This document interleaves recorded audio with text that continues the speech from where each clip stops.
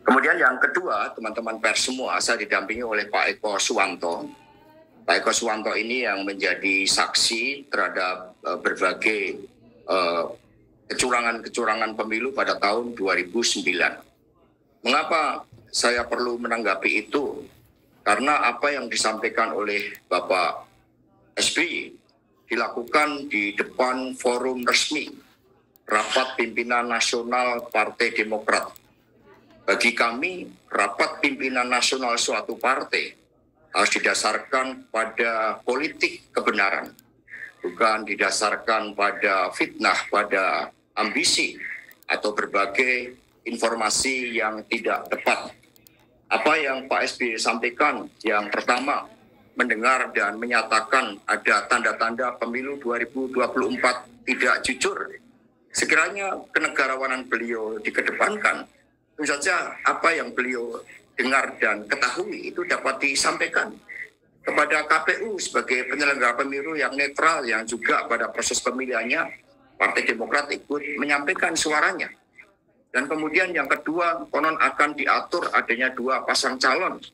Seluruh pengamat politik, bahkan juga Pak Surya Paloh menyampaikan analisisnya bahwa pemilu 2024 paling tidak ada 3 atau 4 calon. Dan kemudian tiba-tiba Pak SBY sudah menghakimi bahwa sepertinya Presiden Jokowi melakukan pengaturan ada 2 pasangan calon.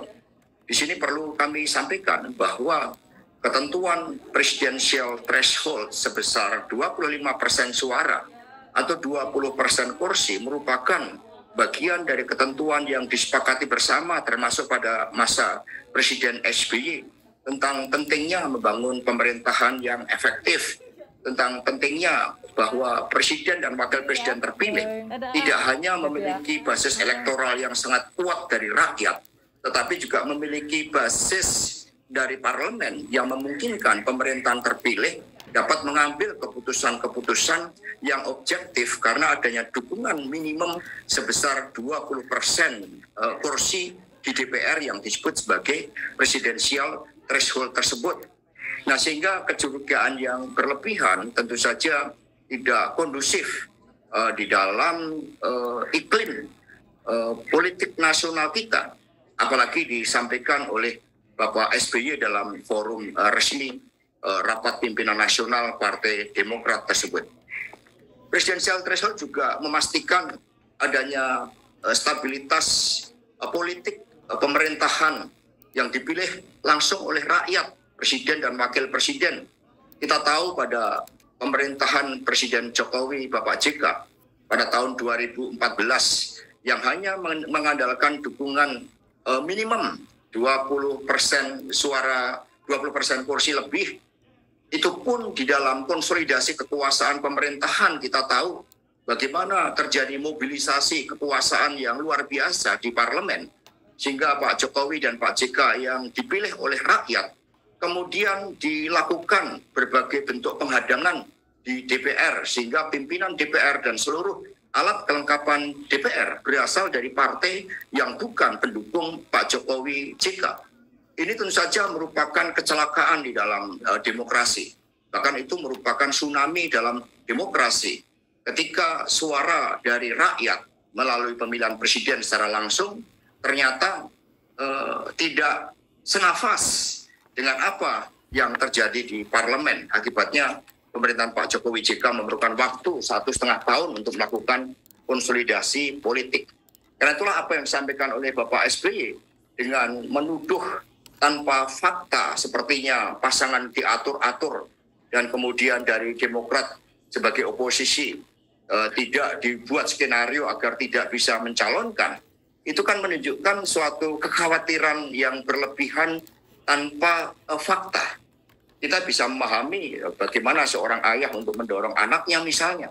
Tetapi harus melihat mekanisme konstitusional yang ada, bahwa ketentuan presidensial threshold itu merupakan ketentuan yang sah secara konstitusi dan tidak boleh diganggu-gugat. Karena sudah berulang kali dilakukan judicial review dan kemudian Mahkamah Konstitusi menetapkan betapa pentingnya presidensial threshold untuk memastikan agar pemerintahan berjalan dengan efektif, memiliki basis yang kuat, dan juga stabilitas politik pemerintahan itu.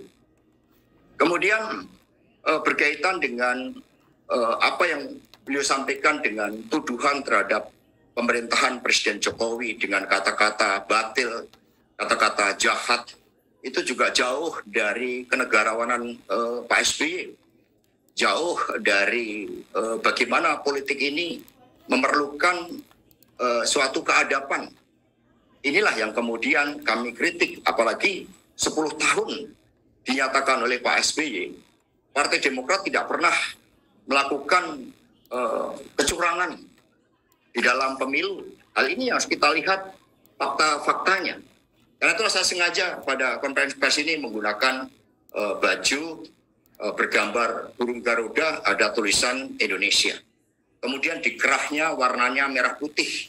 Ini agar yang keluar dari kerongkongan saya ini betul-betul suatu politik kebenaran. Betul-betul untuk meluruskan dengan baik, dengan etika politik terhadap apa yang disampaikan oleh Bapak Presiden SBY. Kami tidak ada niatan buruk sedikit pun. Karena itulah kami menggunakan simbol Indonesia, merah putih, dan juga Garuda Pancasila agar terhadap pemimpin nasional di dalam situasi di mana rakyat menghadapi situasi yang tidak mudah akibat tekanan-tekanan global, perang Rusia, Ukraina, dampak pandemi COVID juga belum usai, semua menyampaikan hal-hal yang positif.